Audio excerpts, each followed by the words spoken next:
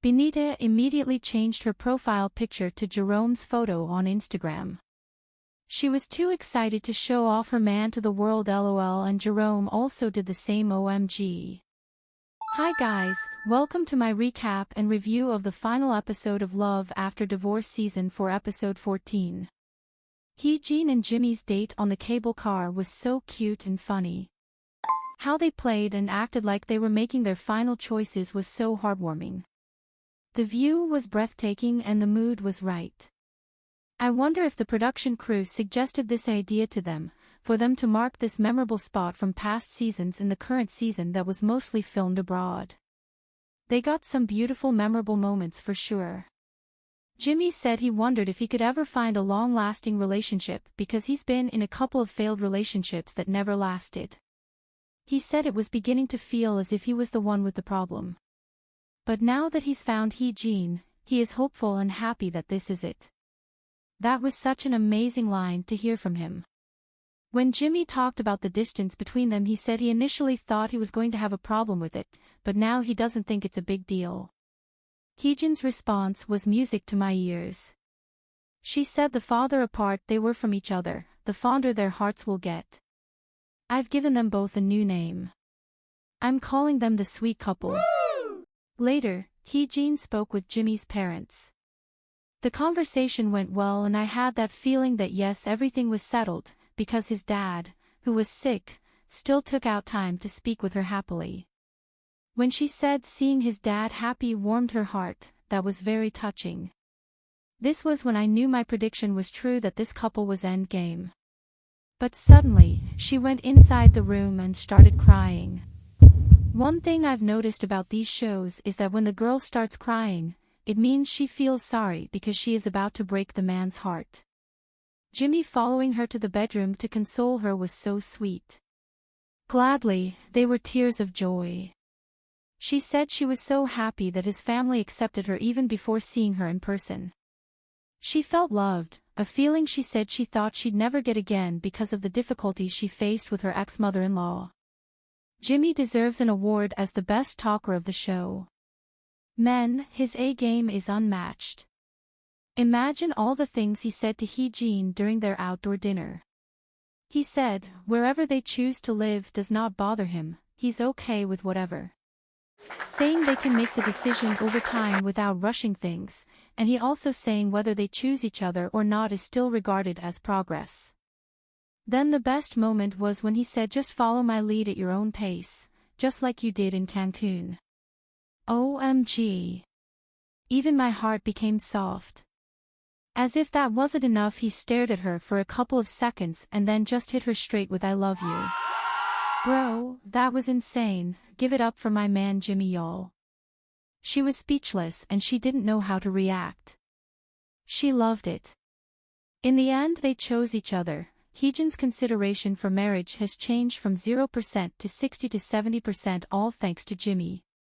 We hope the best for them and hope this leads to a happy marriage. Benita and Jerome went camping. They held hands while hiking. During their walk, Benita asked about his thoughts on their chemistry since that was something very important. He thinks their chemistry is very good and she thinks it's not so bad. One thing about Benita is how she plays with our heads, without answering most questions directly and giving us reasons to doubt if she'll choose Jerome in the end. However, she added that she feels like he is very considerate towards her. Moments after she said that, the amazing Jerome brought out the infamous peaches from his bag. This became a plus 90 points in my view. Not only did he bring the peaches, he also brought chopsticks. That move alone can melt anyone's heart, especially because of how much he opposes her bringing those peaches along. But now, here they are enjoying the fruits together lovingly and hope they enjoy more sweet peaches for many more years to come. His idea of bringing this along during their hike was astounding. Although Benita still complained about his actions towards her peaches lol, Jerome did not budge. He knew she'd feel better after unveiling his corn surprise. When they got to the top of the hill, those were the most fascinating moments. Him kneeling down again for the gazillionth time practicing how he will propose to her in future was so cute. I'm betting Jerome will propose to her within the next year. These two might just get married soon. Finally, after getting back to their tent, he surprises her with the corn and the special recipe sauce he made, the fact that he remembered something she craved for in Cancun, and now took the time to make it by himself to surprise her, really moved Benita. She was pleasantly surprised. Jerome is the master of charm. She was appeased a little, but she felt he could have handled the peach issue a lot differently. Their sweetness during dinner was overflowing, catering to each other and feeding each other. Let's call them the honey couple, y'all. Another amazing thing about this couple is their ability to discuss everything. She discussed her worries about him being temperamental, which they both agreed happens only when he is driving, lol. He says he's working on it, so that's good.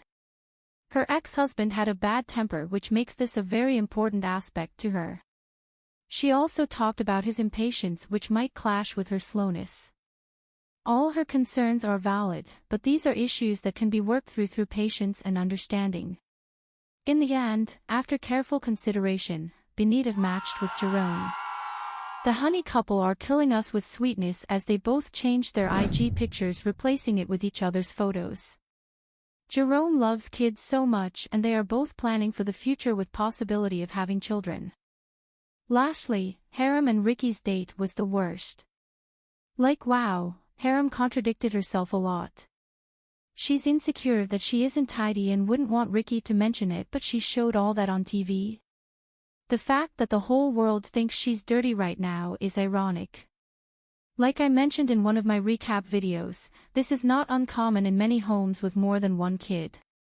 Even with two parents, things can get really messy, so for me, I'm not really bothered about her messy house, but having her kids get involved with cleaning up after themselves and helping with chores is what I advocate for the most, since this will help the kids get more independent and allow room for her to rest as well. She complained that they are no longer romantically excited because the reality of life has set in, which really isn't Ricky's fault.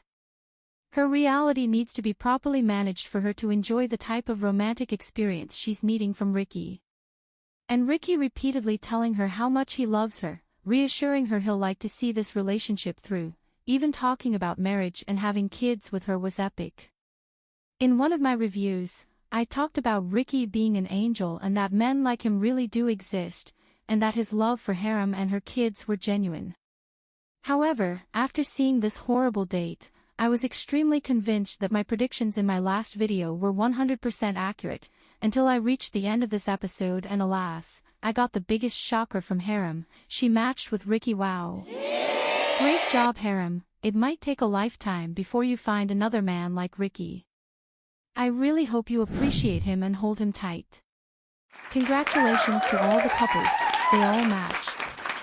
What an amazing ending. Thanks for watching, guys. Hope you enjoyed the video. Please leave a like, subscribe and hit the notification bell.